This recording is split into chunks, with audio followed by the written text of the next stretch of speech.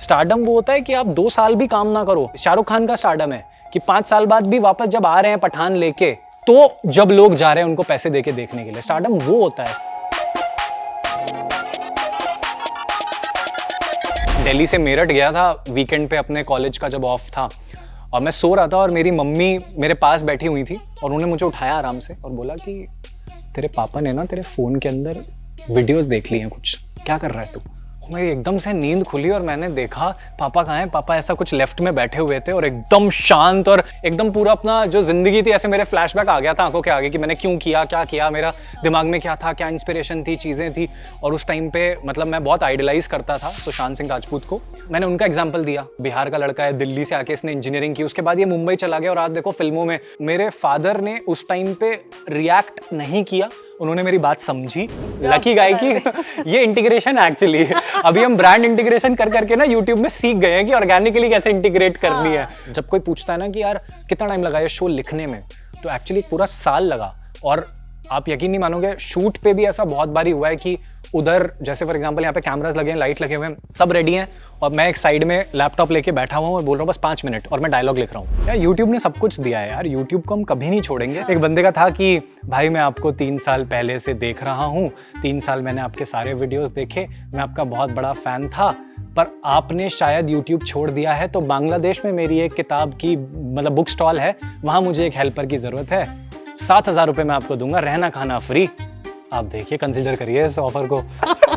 अगर कोई भी कंटेंट बनाना चाहता है तो मैं उसको बोलूंगा कि यार हवा में तीर मत चलाना, रिसर्च जरूर करना। मैंने बहुत रिसर्च की थी बैठ के, ताकि मुझे ये साफ हो जाए कि भाई जिस पानी में मैं कूदने जा रहा हूँ वो कितना गहरा है। Hi guys, I am Sonakshi Kalra और मेरे साथ आज स्वैगर शर्मा नहीं बल्कि द लकी गाय है। Hi, how are you doing Shivam? Hi Tanakshi, I am doing absolutely great. और आज आपके साथ यहाँ पे बैठे हैं तो और भी अच्छा लग रहा है। लगना भी चाहिए क्योंकि आज आप हमारे ऑफिस आए हो, तो मुझे जरा ये बताओ कि ये वो इंजीनियर क्यों है जिसे गूगल में जॉब नहीं मिली थी? उतना काबिल नहीं था उस टाइम पे जितना काबिल होना चाहिए गूगल के अंदर जॉब करने के लिए। मतलब गूगल भी यार सबको जॉब नहीं देता, कितने मतलब लाखों इंजीनियर्स घूम रहे हैं, सबका सपना होता है गूगल, माइक्रोसॉफ्ट, फेसबुक ऐसी कंपनीज में काम करने का। हमारा भी था उस टाइम पे कि गूगल के अंदर काम करेंगे, पर नहीं बन पाई बात। फिर हमने दूसरा एक रास्ता लिया। तो लेकिन इंजीनियरिंग की पढ़ाई पूरी की? हाँ, वो तो मतलब मिडिल क्लास फैमिली वाले बच्चों के पास यार ड्रॉप आउट करने का कूल ऑप्शन होता नहीं है। उनके पास वो होता है कि आप कर लो भले ही जो भी करना है आपको, लेकिन जो कन्वेंशनल तरीका है you know complete your degree, get a good job, वो तो आपको करना ही है। तो वैसा वाला है। जॉब भी किया मैंने, लेकिन बहुत कम टाइम के लिए, 3-4 महीने। और इंजीनियरिंग घर वालों के कहने पर की थी या फिर अपनी मर्जी से की थी? यार उस टाइम पे तो ऐसा लगता था कि अपनी मर्जी से कर रहे हैं अब जब पीछे मुड़ के देखते हैं तो पता लगता है कि एक्चुअली माहौल ऐसा बना कि वो नैरो डाउन हो गया एक ही ऑप्शन पे आके।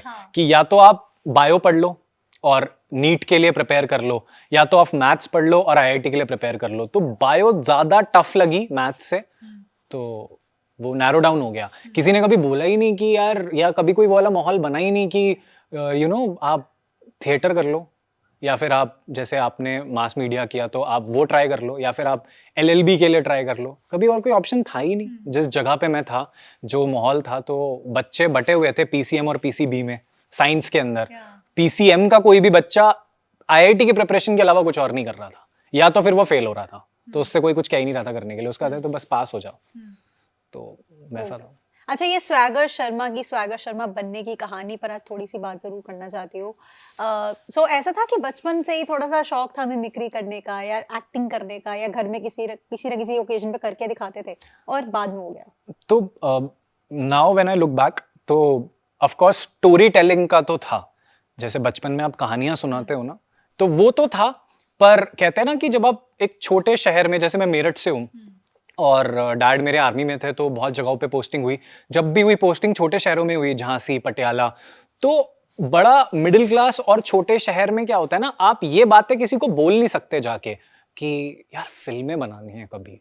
वो आप खुद को भी नहीं बोल सकते, दूसरों को छोड़ो, क्योंकि आपको ऐसा लगेगा कि यार ये तो मतलब वैसा वाला है कि आपको एस्ट्रोनॉट बन के चांद पे जाना है, उतना ही मुश्किल है। तो कोई रास्ता नहीं था। पर वही thanks to this YouTube thing that happened, ये पूरा इंटरनेट का जो रेवोल्यूशन आया, यूट्यूब और सोशल मीडिया जिस पे लोगों ने मतलब क्रिएटर्स को अनेबल कर दिया इन सारे प्लेटफॉर्म्स ने कि आप खुद से घर से बना सकते हो।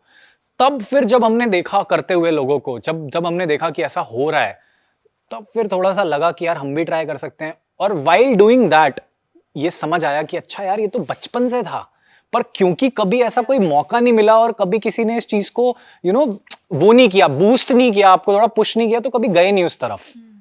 तो और एक परसेप्शन होता है, और बेसिक परसेप्शन है हम सबका रहता है कि आर्मी किड है तो बहुत ही पंक्चुअल, बहुत ही डिसिप्लिन्ड, बहुत ही क्लियर क्या चाहिए लाइफ में, क्योंकि घर का माहौल ऐसा बना रहता है। करेक्ट। और अगर कोई आर्मी किड है और वो यूट्यूबर बन जाए तो पहला रिएक्शन घर वालों का क्या होता है? तो डिपेंड करता है कि तो आर्मी में भी ना, जैसे मैंने देखा है जितने भी अंकल थे या पापा के जितने भी फ्रेंड्स थे, दो तरह के लोग होते हैं। एक जो बहुत ही सुलझे हुए और बहुत काम तरीके से बात करते हैं, और दूसरे जो सीधा मारपीट में विश्वास रखते हैं। तो मेरे पापा मारपीट में विश्वास रखने वालों में से थे। तो उन्होंने मतलब हमेशा से हमें बहुत मतलब बचपन से बहुत मजबूत बनाया है कि कहीं पे थोड़ी मारपीट हो जाए तो हम झेल सके, क्योंकि घर पे इतना पिट रहे हैं। तो मेरे को घर पे बताने का तो कभी आया ही नहीं अंदर से कि मैं बता सकूं। तो मैंने जब शुरू किया था तो मुझे लगा नहीं था कि मैं इसको इतना आगे तक लेके आ पाऊंगा। वो एक कह लो कि आप हवा में तीर चलाते हो ना, वैसा वाला था। तो मैंने कहा जब कुछ हो जाएगा तब बताएंगे ना, अभी ढिंडोरा पीटने का क्या फायदा, मैं अभी बता दूं घर पे जाके, अभी सारी बातें कर लूं, हो कुछ होना इसमें। तो मैंने बताया नहीं था। तो मेरे घर पे भी पता बड़ा एक्सीडेंटली चला था कि मैं दिल्ली से मेरठ गया था वीकेंड पे अपने कॉलेज का जब ऑफ था, और मैं सो रहा था और मेरी मम्मी मेरे पास बैठी हुई थी, और उन्होंने मुझे उठाया आराम से और बोला कि तेरे पापा ने ना तेरे फ़ोन के अंदर वीडियोस देख ली हैं, कुछ क्या कर रहा है तू। मेरी एकदम से नींद खुली और मैंने देखा पापा कहाँ हैं। पापा ऐसा कुछ लेफ्ट में बैठे हुए थे और एकदम शांत, और वो जो एक एनर्जी आ रही होती है ना आपको अपने पापा से कि भाई अब पिटाई होगी, अब कोई बातचीत नहीं होगी, अब हाथापाई होगी, और वो एक तरफा होगी, बस आपको पिटना है, उनको पीटना है। तो पहले तो मैंने थोड़ा एक सेफ डिस्टेंस बनाया उनसे, और फिर मैंने पूरा तैयार किया जो 2-4 मिनट मुझे बीच में मिले कि इससे पहले वो कुछ बोल पाए मैं कुछ बोल पाऊं। मैंने एकदम पूरा अपना जो जिंदगी थी ऐसे मेरे फ्लैशबैक आ गया था आंखों के आगे कि मैंने क्यों किया, क्या किया, मेरा दिमाग में क्या था, क्या इंस्पिरेशन थी, चीजें थी, मैंने पूरा एक बना लिया। और जैसे ही उन्होंने कुछ बोलने की कोशिश की मुझे, मैंने वैसे ही उनको एकदम से सारी चीजें ऐसे उल्टी कर दी उनके आगे कि देखो ऐसे करके है, और बहुत सारे लोग कर रहे हैं, और ऐसे करके मुंबई में प्रोडक्शन हाउसेज हैं जो कर रहे हैं, यूट्यूब पे बना के वो डालते हैं। और उस टाइम पे मतलब मैं बहुत आइडलाइज करता था सुशांत सिंह राजपूत को। तो वो भी इंजीनियर थे, ऑल इंडिया रैंक 7 थी उनकी उस पेपर में, जिस पेपर में मेरी तो पता नहीं 30 या 40 हज़ार कुछ रैंक थी। तो वो बहुत ब्रिलियंट स्टूडेंट थे, DTU से उन्होंने इंजीनियरिंग की। तो मैंने उनका एग्जाम्पल दिया उस टाइम पे कि देखो यार ये एक लड़का है यहीं से, बिहार का लड़का है, दिल्ली से आके इसने इंजीनियरिंग की, उसके बाद ये मुंबई चला गया और आज देखो फिल्मों में। तो मैंने पूरा उन्हें समझाया। अब मेरा लक कह लो इसमें, या आपकी पिच बहुत अच्छी थी। किस चीज की? इसी की, लकी गाय की। ये इंटीग्रेशन एक्चुअली अभी हम ब्रांड इंटीग्रेशन कर करके ना यूट्यूब में सीख गए हैं कि ऑर्गेनिकली कैसे इंटीग्रेट करनी है। पर हाँ, यहाँ पे मैं अपने आप को लकी 100% कहूंगा कि मैं लकी था उस टाइम पे कि मेरे फादर ने उस टाइम पे रिएक्ट नहीं किया, उन्होंने मेरी बात समझी, और उन्होंने मुझे ये कहा कि आप अपनी पढ़ाई को मत छोड़ना, अपना जॉब लेना, सारी चीजें करना। और एक चीज ध्यान रखना कि ये जो इंडस्ट्री है, क्योंकि क्या होता है ना, घर वाले तो दूर से देखते हैं कि मुंबई जा रहे हैं लोग, स्ट्रगल कर रहे हैं, कुछ नहीं हो रहा, वापस आ रहे हैं। तो उन्होंने कहा कि याद रखना बहुत सारे लोग करते हैं इसमें ट्राई, और 10-10 साल तक कुछ नहीं होता उनका, बहुत टाइम लगता है और कुछ नहीं होता। तो मेक श्योर कि तुम इतने स्मार्ट हो कि तुम्हें कब इससे स्टेप बैक करना है तुम्हें पता हो, ऐसा ना हो कि तुम अपनी जिंदगी खपा दो इसके पीछे। पहली वीडियो की इंस्पिरेशन कहाँ से मिली? पहली वीडियो का आइडिया कैसे आया, कि क्या सोच के आया? पहली वीडियो मतलब बहुत ही रैंडम, जैसे अभी हम भी बात कर रहे थे, आपने बताया आपका भी बहुत रैंडम था जब पहली बार आपने कुछ शूट किया, तो मेरा भी उतना ही रैंडम था। मैं एक्चुअली उस टाइम पे जितने नए नए प्रोडक्शन हाउसेस थे, TVF, AIB, ये सब जो वीडियोस डालते थे, प्लस इसमें भी बहुत सारे इंजीनियर्स थे, तो वो भी बड़ी इंस्पायरिंग कहानी है सबकी कि यार bunch of engineers came together और उन्होंने ऐसे करके एक पूरा प्रोडक्शन हाउस बनाया, और नए नए लोगों को लेके उन्होंने ऐसी चीज़ें बनाई जो अलग कंटेंट था, जो हम देख रहे थे कन्वेंशनल कंटेंट, उससे अलग कंटेंट था। तो वो सबके लिए इंस्पिरेशन है, क्योंकि स्टार्ट उन्होंने किया था सबने। तो मैंने वो देखा और मुझे लगा कि यार नॉर्मल फोन से, मैं अपने दोस्तों के साथ, मुझे याद है मैं कुफरी गया था, शिमला के ऊपर एक जगह है, तो वहाँ पे बर्फ पड़ रही थी।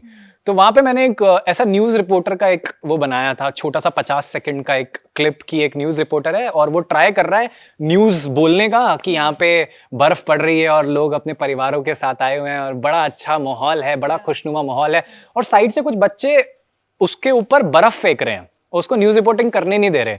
तो वो एक बार मना करता है कि बेटा रहने दो, वो दूसरी बार मना, बेटा मत करो, देखो अंकल काम कर रहे हैं ना, कुछ ऐसा था, मुझे याद भी नहीं अभी, और तीसरी बार में वो अपना आपा खो देता है वहां पे। तो तीसरी बार में वो उनको गाली देके उनके पीछे भागता है कि मैं तो मतलब न्यूज रिपोर्टिंग बाद में होगी, पहले मैं तुम्हें बताता हूँ। हाँ। तो ऐसा कुछ 50 सेकंड का एक बहुत छोटा सा क्लिप था जो मैंने ऐसे रैंडमली अपने एक दोस्त को फोन पकड़ा दिया कि तू रिकॉर्ड कर ले और तू एक उधर से खड़े होके ना बस ऐसे बीच बीच में बर्फ मारते रहियो मेरे ऊपर। अच्छा। वो एक टेक में अब जो भी आया जैसा भी आया वो हमने क्लिप शूट किया, हम वापस आ गए, मैं भूल गया उसको उठा के मैंने ऐसे व्हाट्सएप के स्टेटस पे लगा दिया। व्हाट्सएप पे स्टेटस पे लगाया था नहीं, मैंने एक्चुअली भेजा था ग्रुप पे 2-4 लोगों को, क्या देख मैंने ऐसे वीडियो बनाया, कैसा लग रहा है।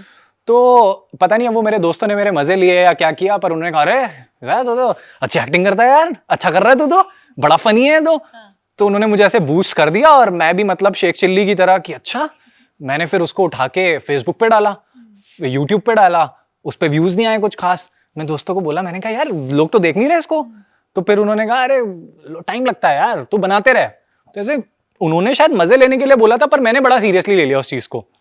फिर मैंने बैठ के रिसर्च की पूरी कि यार कौन लोग हैं जो दुनिया में अच्छा कंटेंट बना रहे हैं, कॉमेडी में कौन लोग हैं जो अच्छा कर रहे हैं, स्टैंड अप कॉमेडियंस कौन है जिन्होंने अच्छा किया है, एसएनएल क्या है, की एन पील क्या है, जितना भी अच्छा कंटेंट इंटरनेट पे था, कॉलेज ह्यूमर एक करके आता था पहले बहुत अच्छा, सब मैंने बैठ के देखा। मतलब मैं लिटरली अगर कोई भी कंटेंट बनाना चाहता तो मैं उसको बोलूंगा कि यार हवा में तीर मत चलाना, रिसर्च जरूर करना। मैंने बहुत रिसर्च की थी बैठ के, मैंने सबको देखा बैठ के 3-4 महीने मैंने, मतलब मेरी पूरी डायरी हुआ करती थी, उसमें मैंने सारे नाम शॉर्टलिस्ट किए थे, लिस्टिकल्स नहीं बनाए कि टाइप ऑफ पीपल, ये सब मैंने कभी नहीं बनाया, क्योंकि मुझे पता था कि यार ये ग्रो नहीं कर पाएंगे इससे। ग्रो आप स्टोरी लाइन से ही कर सकते हो, एक कहानी से ही। वो सैचुरेशन पॉइंट आ जाता है जब लिस्टिकल आप करते हो। बिल्कुल बिल्कुल, वो उस टाइम के लिए अच्छा था, आज नहीं चल रहा।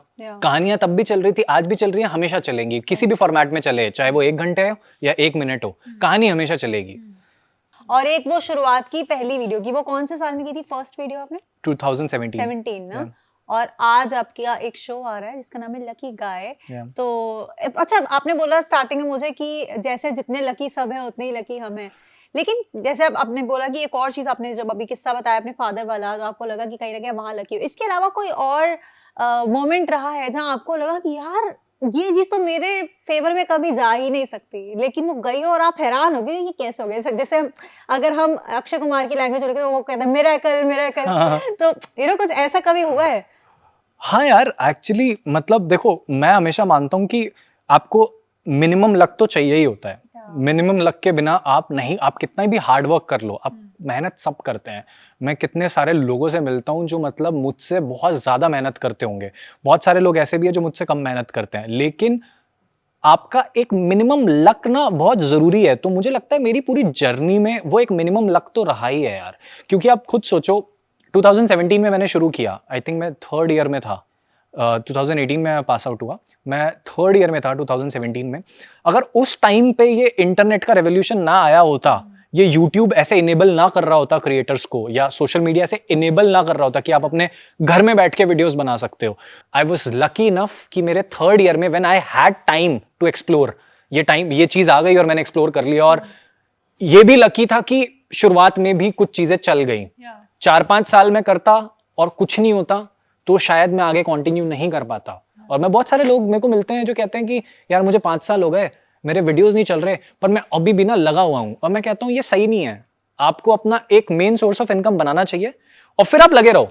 ये आपका साइड हसल होना चाहिए। आप 5 साल से इसी में लगे हुए हो और कुछ नहीं हो रहा, इसका मतलब कुछ तो गलत कर रहे हो, या हो सकता है आप ये मानने के लिए तैयार नहीं हो कि आपके लिए नहीं है अभी, या आपकी स्किल अभी उतनी पॉलिश नहीं है।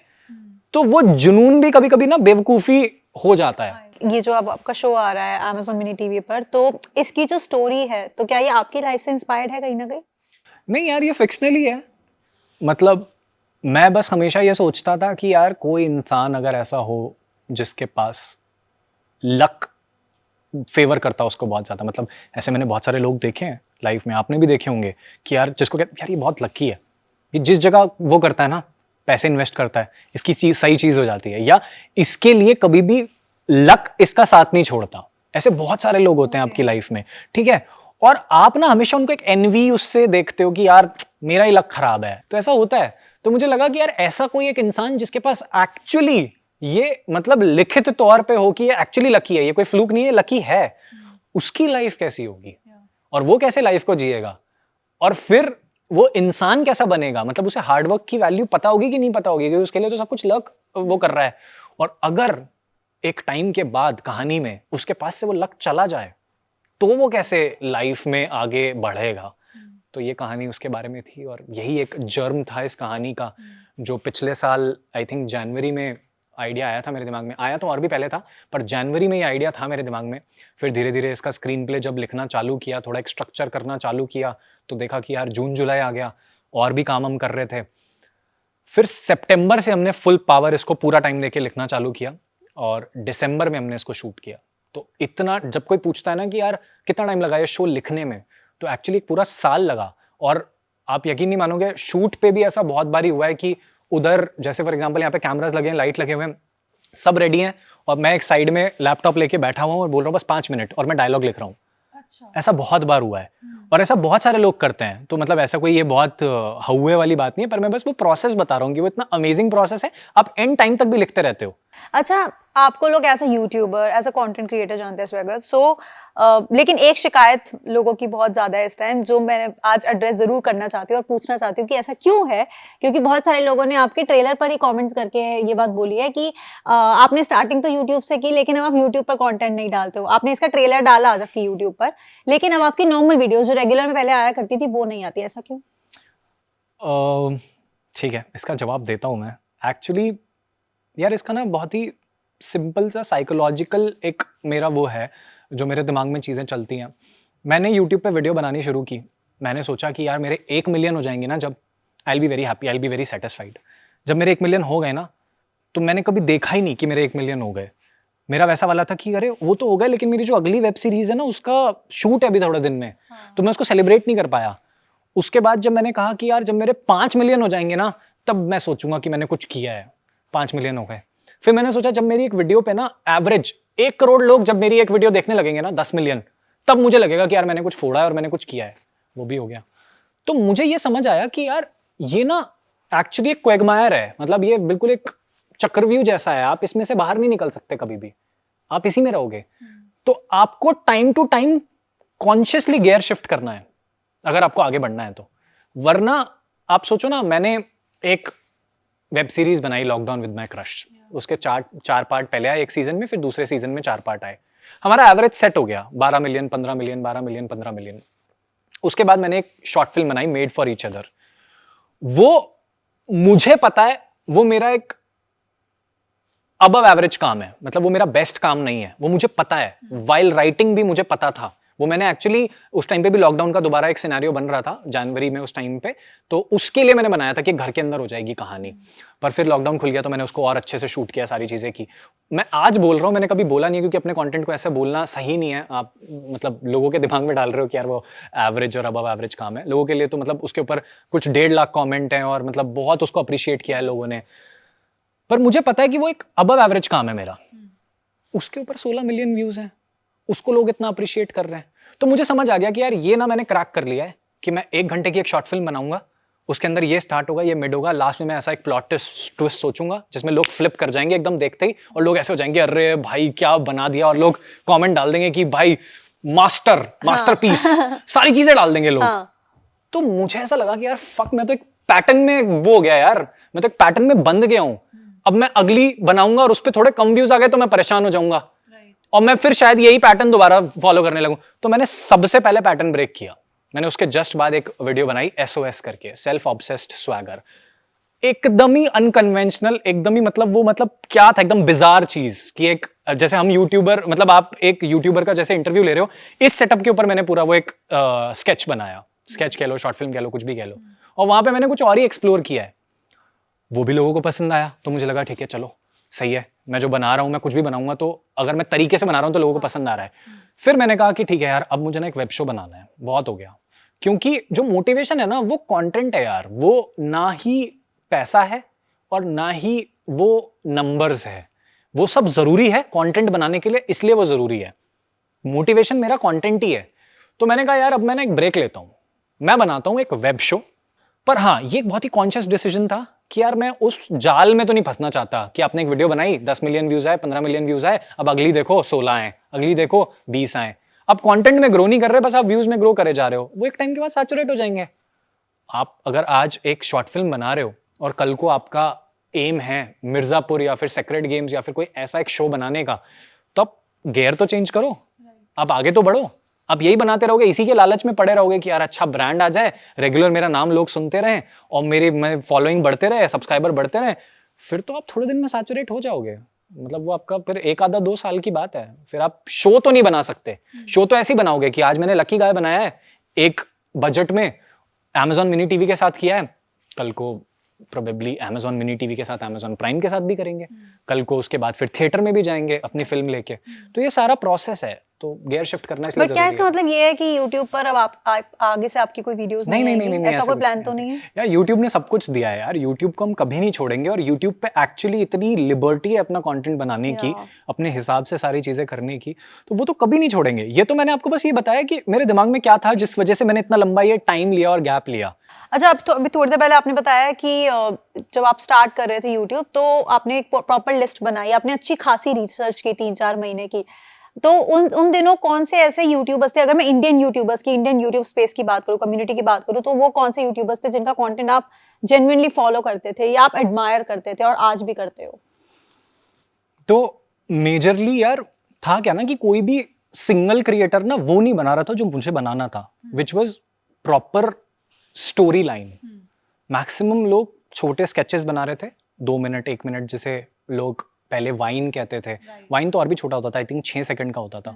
तो उसके बाद लोग उसे वाइन कहने लगे, 1 मिनट को 2 मिनट को, या इंस्टाग्राम वीडियोस हो गए, छोटे स्केच वीडियोस। तो वो उस टाइम पे मुझे पहले दिन से क्लियर था कि यार ये तो नहीं बनाना मुझे। मतलब आप ये मानो कि मेरी जो तीसरी वीडियो थी वो 8 मिनट की थी, और 2017 की बात कर रहा हूं मैं। 2017 में जो एवरेज वीडियो कोई बंदा बनाता था बड़ी से बड़ी, वो 2 या 3 मिनट की बनाता था, उससे बड़ी वीडियो कोई नहीं बनाता था। मेरी तीसरी वीडियो 8 मिनट की थी। Coming back to your question कि मैं किन लोगों को देखता था, तो मैं मैक्सिमम टीवीएफ और एआईबी को देखता था इंडिया में, क्योंकि ये लोग वो कर रहे थे जो मुझे रेजोनेटिंग लगा बहुत ज्यादा। ये लोग वो कर रहे थे जो मुझे लगा कि यार ये अच्छा कर रहे हैं। जब अपने जैसे दिखने वाले लड़कों को हम देखते थे कि यार ये बंदे पॉपुलर हो रहे हैं, ब्रांड्स आ रहे हैं इनके पास, कोई भी हो, भुवन बाम, हर्ष, आशीष, कोई भी हो, जब हम इनको देखते थे तो बहुत ऑफ कोर्स बहुत इंस्पायरिंग था, क्योंकि हमारे जैसे दिखने वाले लड़के और यार मचा रहे हैं, अच्छा कर रहे हैं। तो वो चीज उस लेवल पे इंस्पायरिंग थी सबके लिए, और वो सबके लिए थी, क्योंकि जो शुरू करता है वो 100% जो बाद में लोग आते हैं उनके लिए इंस्पायरिंग होता ही है।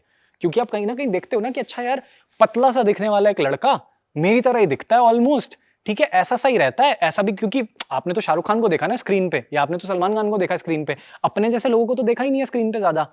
यार लोग तो इसको कर रहे हैं प्यार, लोग तो इसका कंटेंट अप्रिशिएट कर रहे हैं। इसका मतलब लोग ये सब तो नहीं देखते कि लुक्स क्या है आपके, आपके पास 6 पैक ऐब है कि नहीं है, या आप कौन से घर से आए हो, या आप बहुत रईस हो कि नहीं हो, ये सब तो कोई नहीं देख रहा, सिर्फ कंटेंट देख रहा है। अगर जोक फनी है तो लोग हंस रहे हैं, अप्रिशिएट कर रहे हैं। तो ये सब लोग जब इनिशियली कर रहे थे तो सब बहुत इंस्पायरिंग थे। अच्छा, एक टाइम था जब शाहरुख खान एक ऐसे एक्टर रहे जो ओम शांति ओम में सारे के सारे स्टार्स को एक गाने में साथ लेकर आए। जब हमने YouTube की कम्युनिटी को बढ़ते हुए देखा और देखा इतने सारे लोग यूट्यूबर्स बन रहे हैं, लोग लाइक हर एक की प्रॉपर लाइक कट्टर फैन फॉलोइंग हमने देखी है यूट्यूबर्स में, तो बहुत ज्यादा चीजें हैं। तो वो देखा, और वहां पर अगर हम भुवन बाम की बात करें तो उनका एक शो आया, देन उसके अंदर वो एक गाने के अंदर लास्ट में सारे यूट्यूबर्स को साथ लेकर आए, तो वो एक बहुत बड़ा ट्रीट था सारे के सारे फैंस के लिए, सारे व्यूअर्स के लिए। तो क्या आपका भी शिवम अपने पर्सनल लेवल पर ऐसा कुछ मन है, ऐसा कभी कोई प्लान हो, कोई ड्रीम प्रोजेक्ट हो जहां आप चाहते हो कि आप और यूट्यूबर्स के साथ और अच्छे यूट्यूबर्स के साथ कुछ इस तरह से कोलैबोरेट करो? नहीं, मतलब मैं फेसेस के साथ कोलैबोरेट करने से ज्यादा कॉन्सेप्ट के साथ कोलैबोरेट करने में विश्वास रखता हूँ।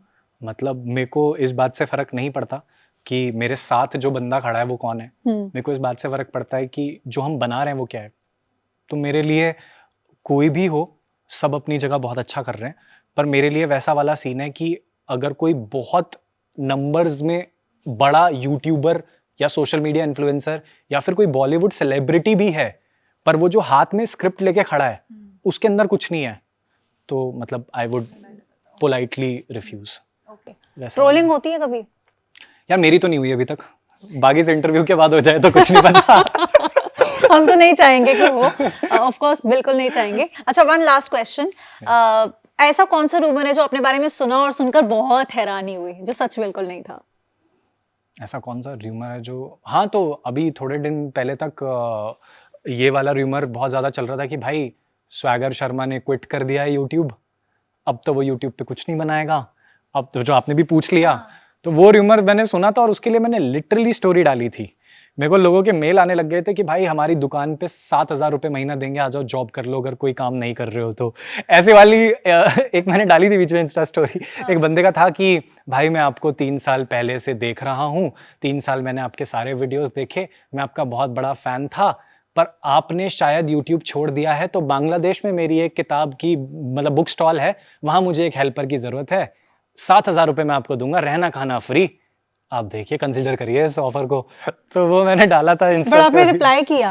मैंने इंस्टा स्टोरी डाली थी, ईमेल आया था। हाँ। मैंने इंस्टा स्टोरी डाली थी कि क्योंकि बहुत सारे ईमेल और बहुत सारे मैसेज आते थे ना, मैंने सबके लिए डाल दिया था वो कि भाई ना मैंने अभी छोड़ा है और ना मैं अभी मरा हूँ, मैं जिंदा हूँ और मैं काम कर रहा हूँ। जब जो मैं काम कर रहा हूँ, जैसे लकी गाय जब आएगा, जैसे ट्रेलर फिर आया तो लोगों को समझ भी आया कितना टाइम लगा क्यों। तो वही मैंने बोला, मैंने कहा जब आएगा जो मैं काम कर रहा हूँ तो आपको समझ आएगा कि क्यों इतना टाइम लगा।